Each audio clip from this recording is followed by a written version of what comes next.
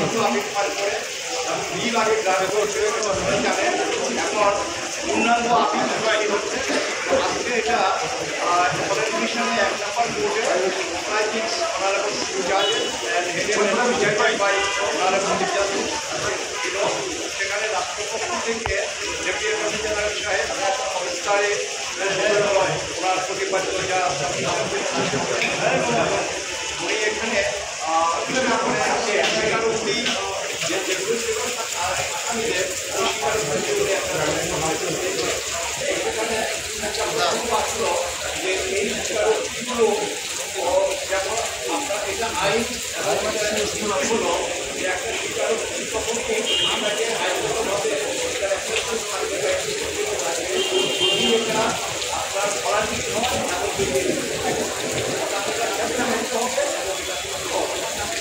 সেখানে একটা পর্যায়ে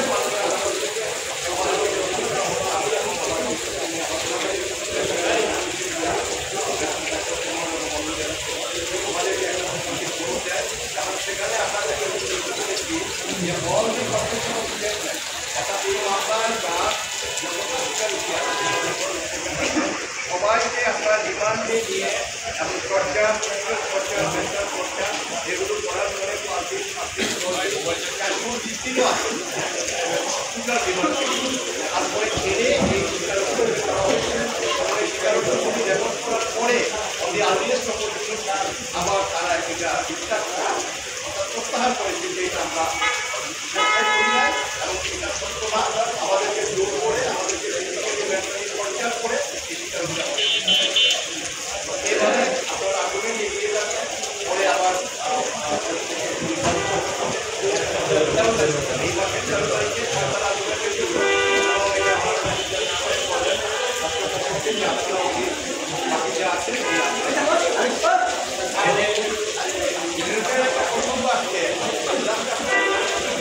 পরে আপনার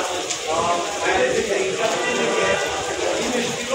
এবং ওনারা এসে যে সমস্ত খাওয়ার নিয়মিত এটার উপরে ওনারা একটা অভিযান দিয়েছিলেন যেটা 8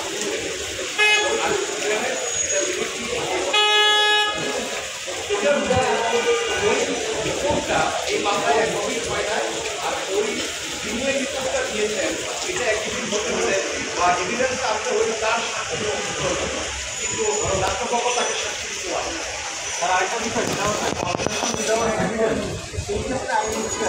এটা আইনের কথাটা বলবো যেটা আজকেও একটু বলেছি এবং আরও বলবো যে আমি যদি স্বীকারোক্তি করি এই স্বীকারোক্তি আমার স্বীকারোক্তি যদি মনে করে যে এটা স্বেচ্ছায় এবং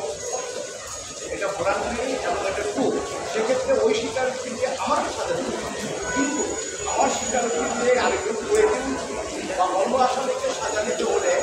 এই স্বীকারোক্তিটা স্বেচ্ছায় এবং সত্য হতে হবে সাথে আরও সাবস্টেন্টিভ এভিডেন্স থাকে। ওই এভিডেন্স আগে তারপরে এটা কোলাবোরেশন হিসাবে বা ওইটার এসিউরেন্সের জন্য এটা কি এটা আপনার